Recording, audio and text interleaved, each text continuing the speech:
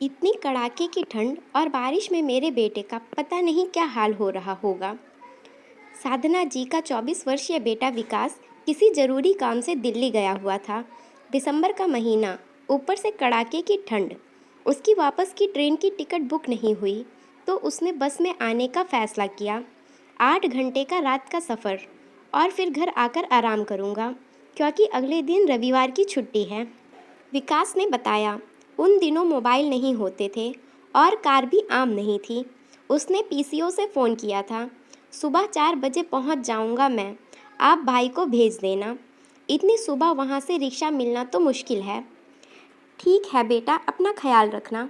उस दिन कड़ाके की ठंड के साथ मूसलाधार बारिश भी शुरू हो गई। बारिश रुकने का नाम नहीं ले रही थी। बारिश के साथ साधना जी की चिंता भी बढ़ रही थी क्योंकि लॉन्ग रोड की बस से बाईपास पर उतरना था। उनका बड़ा बेटा संजय भी इतनी तेज बारिश में उसको स्कूटर पर नहीं ला सकता था।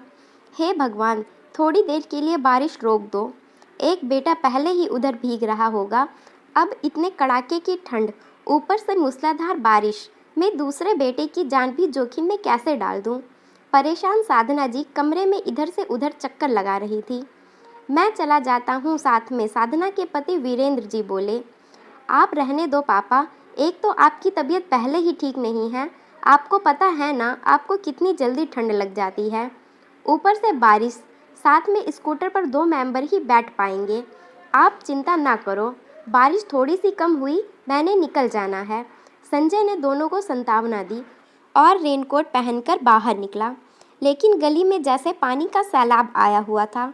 अब तो साधना जी और भी परेशान हो गई और रोना शुरू कर दिया। इतने कड़ाके की ठंड और बारिश में मेरे बेटे का पता नहीं क्या हाल हो रहा होगा। इतनी सुबह वहाँ कोई रिक्शा ना मिलना है। हे भगवान, आप मेरे बेटे की रक्षा करना। साधना जी रोते रोते भगवान से प्रार्थना कर रही थी। सुबह के 5 बजने को आ गए। बारिश थोड़ी सी कम हुई तो संजय बाहर जाने के लिए निकल आया। तभी उसका ध्यान दूर से आते रिक्शे पर पड़ा। थोड़ी करीब आने पर विकास देखा। माँ, विकास आ रहा है रिक्शे में। कहाँ है वह? सामने देखो, रिक्शे वाले भैया आ रहे हैं। विकास को देख सबकी जान में जान आ गई। उन्होंने देखा कि रिक्शे वाले भैया, जिसकी आयु लगभग 50 वर्ष के आसपास होगी, सर पर जूट की बोरी रख पैदल ही रिक्शा चला रहे थे। विकास का ठंड से काफ़ी बुरा हाल था। सारे कपड़े गीले हो गए थे। जल्द ही पहले कपड़े बदल लो, ठंड लग जाएगी। मैं गर्मा गर्म चाय लाई, साधना ने विकास को कहा। लेकिन उस फरिश्ते की तरफ देख सबकी आंखें नम हो गई। आओ बाबा, अंदर आ जाओ, मैं आपके लिए भी चाय लाती हूँ। साधना ने उस बाबा को बरामदे में बिठाया और जल्दी से दोनों को चाय दी। माँ, बाबा के कपड़े भी गीले हो गए हैं, इनको भी कोई कपड़ा निकाल दो, विकास ने कहा। और उसने देखा माँ पहले ही गर्म कुर्ता पैजामा और स्वेटर लिए खड़ी थी।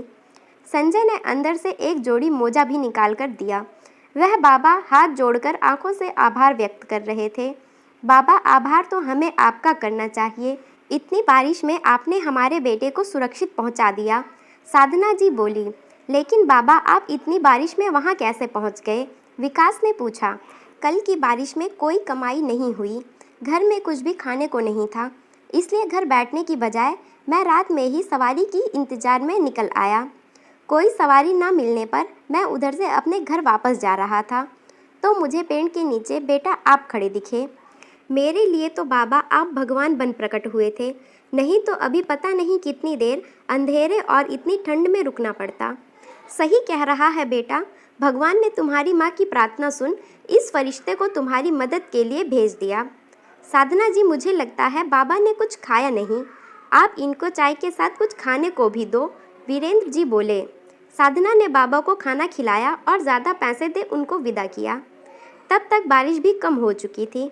साधना जी बेटे को रजाई में बैठा उसके लिए पानी की बोतल गर्म करने लगी। सब भगवान का शुक्र अदा कर रहे थे जिन्होंने बेटे की मदद के लिए उस बाबा को भेजा था। जब मुश्किल घड़ी में अचानक कोई आपकी मदद करता है तो उसके और भगवान के प्रति हाथ श्रद्धा से स्वयं ही जुड़ जाते हैं। फ्रेंड्स, अगर आपको ये छोटी सी स्टोरी पसंद आई हो तो please like, share and subscribe my channel. Thank you.